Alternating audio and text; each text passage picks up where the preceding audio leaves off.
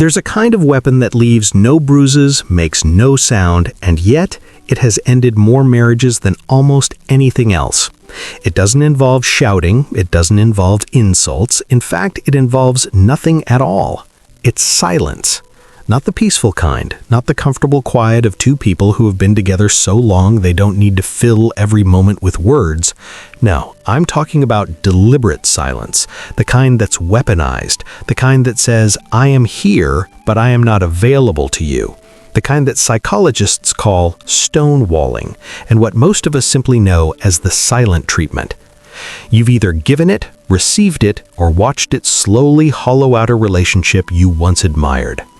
And here's the uncomfortable truth that nobody wants to say out loud.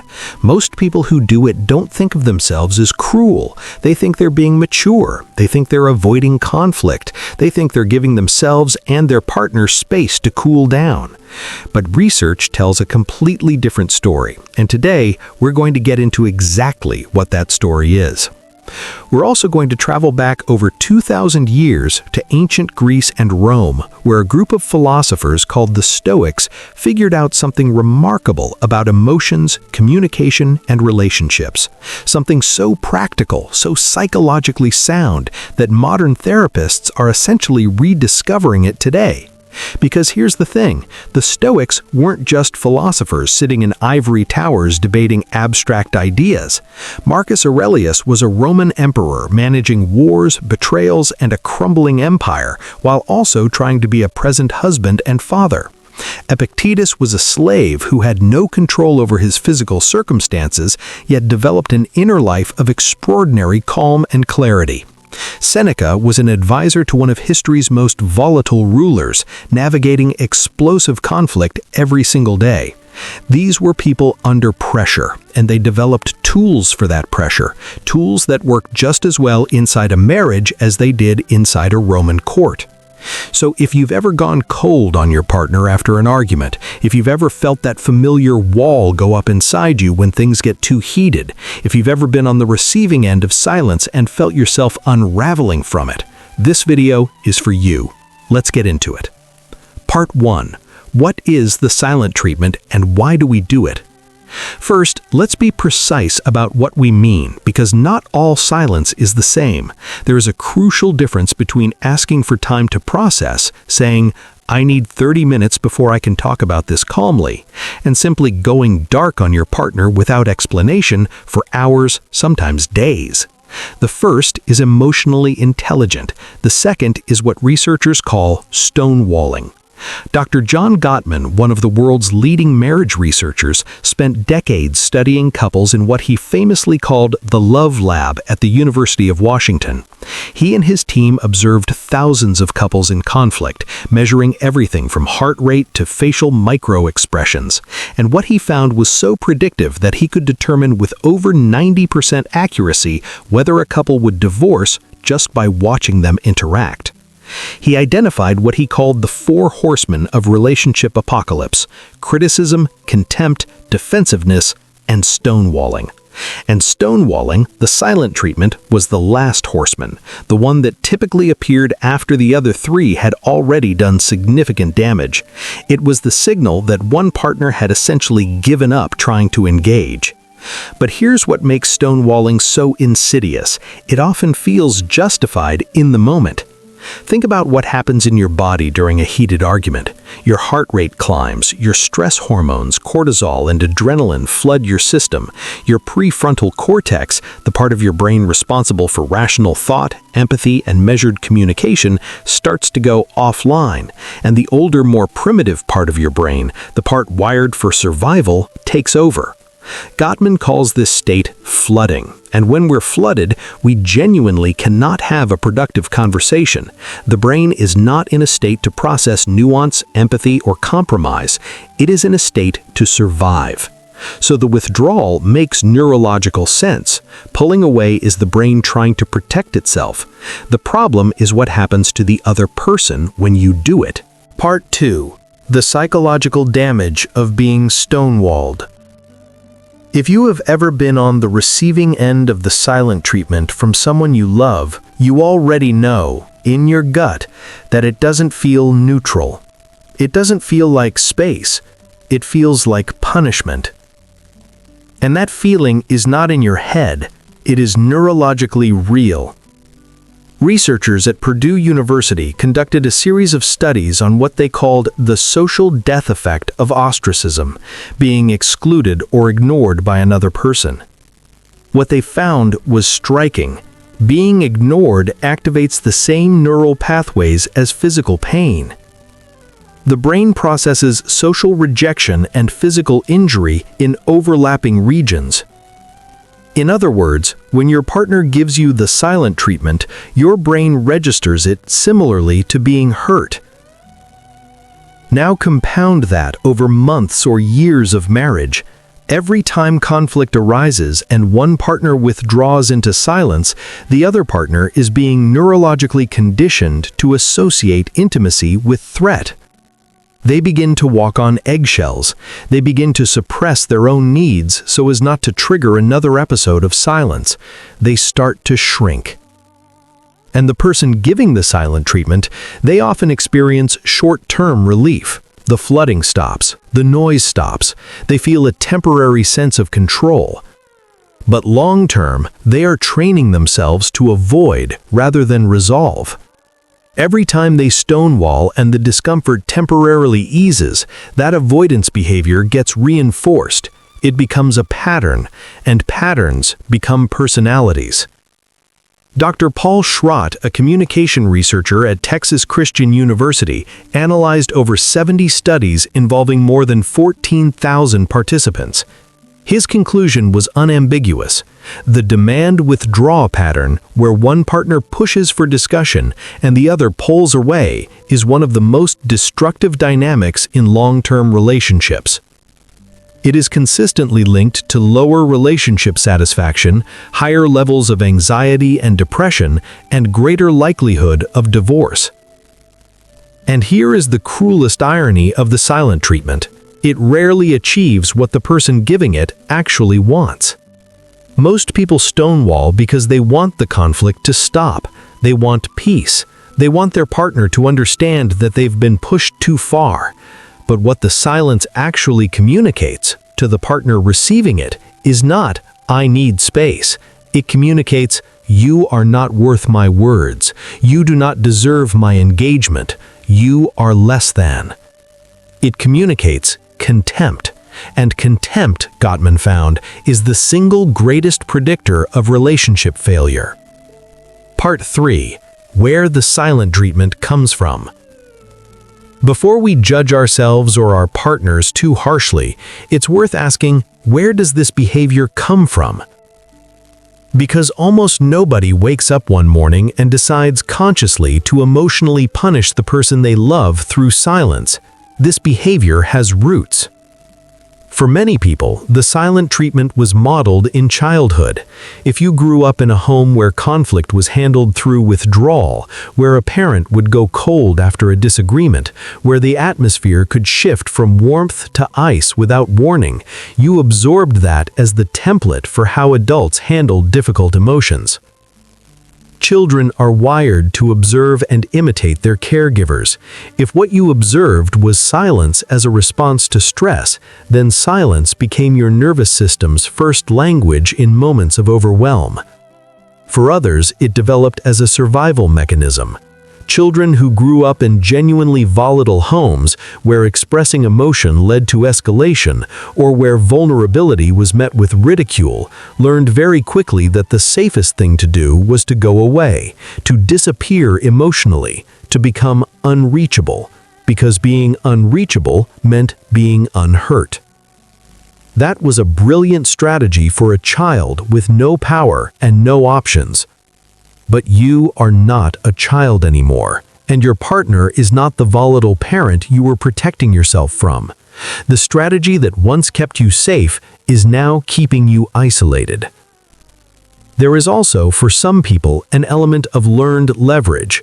If at some point in your life withholding yourself produced results, if the silent treatment made someone come to you, apologize, or change their behavior, then it got reinforced as a tool. Not necessarily a conscious one, but a tool nonetheless. Understanding where this comes from doesn't excuse it, but it makes it workable, because you cannot change a behavior you don't understand. Part 4. What the Stoics knew. Now let's bring in the philosophers. Stoicism was a school of philosophy founded in Athens around 300 BC by a man named Zeno of Citium. It later flourished in Rome, producing three of its greatest thinkers: Marcus Aurelius, the philosopher-emperor; Epictetus, the former slave-turned-teacher; and Seneca, the playwright, statesman, and advisor to Nero. What united these men, across vastly different circumstances and centuries, was a commitment to a single, deceptively simple idea. You cannot control what happens to you. You can only control how you respond. This idea, which the Stoics called the dichotomy of control, is the foundation of everything they taught, and it has direct practical implications for how we handle conflict in relationships. Let's break this down. When your partner says something that hurts you or does something that angers you, the Stoic framework asks you to pause right at that moment and ask a clarifying question. Is this within my control or outside it? Your partner's words? Outside your control. Your partner's tone? Outside your control. Your partner's behavior in that moment? Outside your control. But your response? Entirely within your control. Marcus Aurelius wrote in his Meditations, which, remember, was a private journal never intended for publication, something that reads almost like a therapist's note to himself. He wrote about the importance of creating a gap between stimulus and response, of not allowing external events to immediately dictate internal states. He was the most powerful man in the Roman world. People insulted him, betrayed him, challenged him, and he wrote repeatedly about the practice of not reacting, not in the sense of going silent and cold, but in the sense of choosing his response rather than being driven by it. This is a critical distinction that most people miss when they first encounter Stoic ideas. Stoic self-control is not the same as emotional suppression. The silent treatment looks like self-control. It looks composed, even dignified from the outside, but inside it is almost always a state of emotional flooding, of churning resentment, hurt, or rage that has simply been covered over rather than processed. The Stoics were deeply suspicious of what they called passions, not all emotions, but specifically the unexamined emotions, the ones that grab you and pull you into reaction before you've had a chance to think. Anger unchecked, grief that collapses into despair, fear that becomes paralysis. Their remedy was not to suppress these emotions, but to examine them, to look at them clearly and ask, what is this emotion telling me? Is the belief underneath it accurate? And what is the wisest response available to me right now? Epictetus, who had been physically lamed by his slave master, who had suffered perhaps more than any of the three, taught his students that the most dangerous moment in any conflict is the first moment of reaction. He said that we suffer more in imagination than in reality, that much of our pain in arguments comes not from what was actually said, but from the story we immediately construct around it. Your partner raises their voice. Your brain says, they don't respect me, they never have, this is going to end badly, I am not safe here.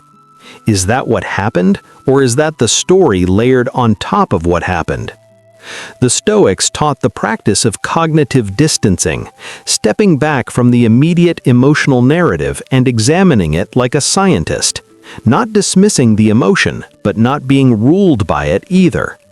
This is, almost word for word, the basis of cognitive behavioral therapy, one of the most evidence-based psychological approaches developed in the 20th century. The Stoics got there first. Part 5. The Stoic Alternatives, What to Do Instead. So, what practically does a Stoic-informed response to conflict look like in a marriage? Because it's easy to say, control your response. It's another thing entirely to do it at 11 p.m. after a long day when your partner says something that lands like a slap. Let me give you 5 specific practices, all rooted in Stoic philosophy, all supported by modern psychology. The first practice is the pause.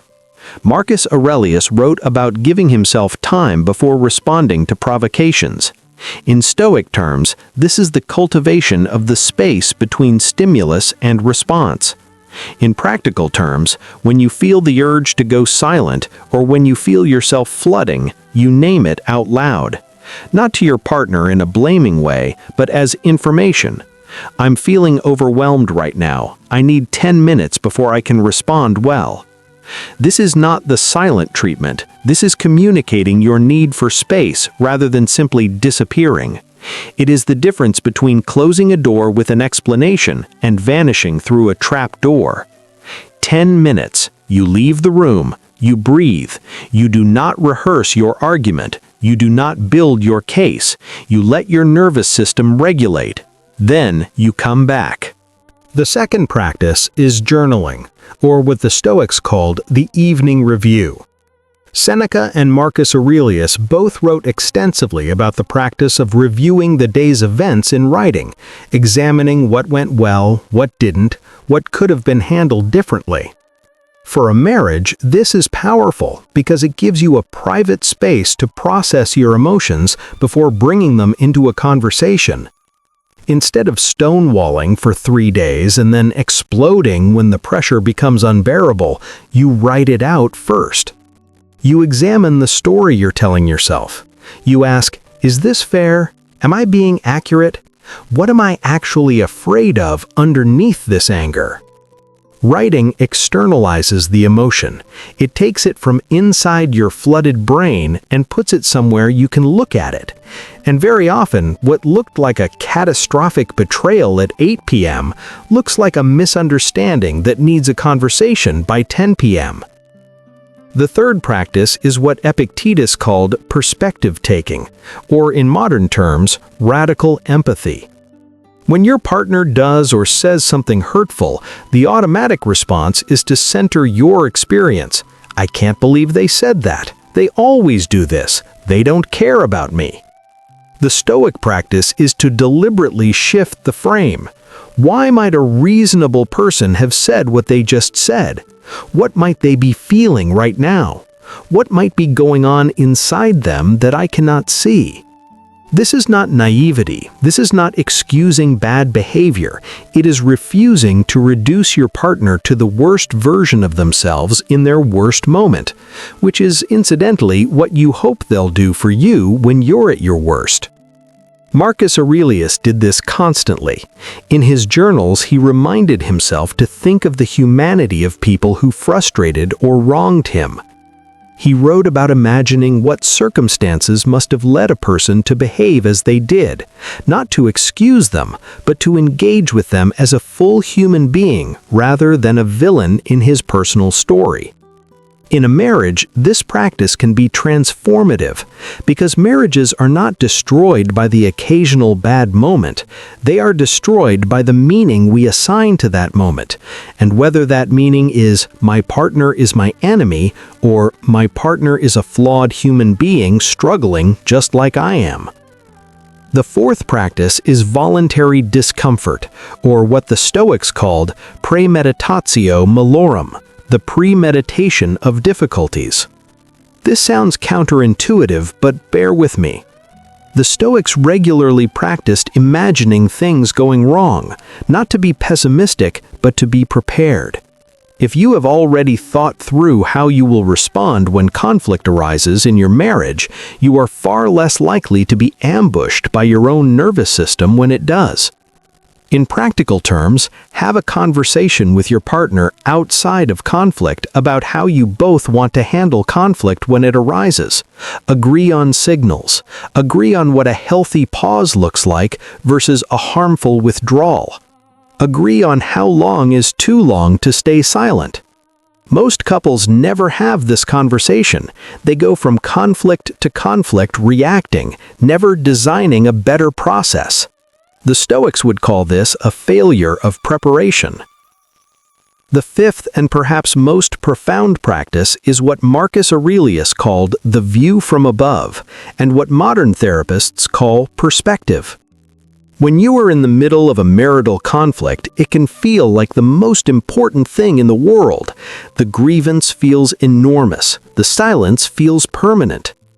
Marcus Aurelius would regularly remind himself to zoom out, to consider his problems from a wider view, not to dismiss them, but to see them in proportion. He wrote about looking at his concerns from the perspective of time, of history, of the vastness of the universe.